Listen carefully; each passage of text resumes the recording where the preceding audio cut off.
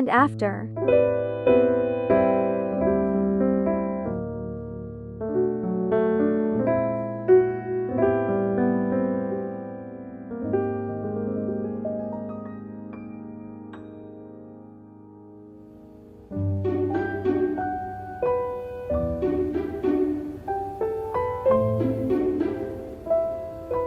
Open FOODIE app.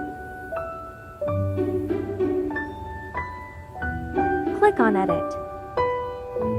Under Filter tab, look for Row 5 and adjust quantity to 40.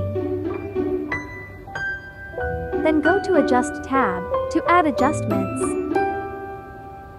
Add brightness -100. Contrast -40. Saturation 10.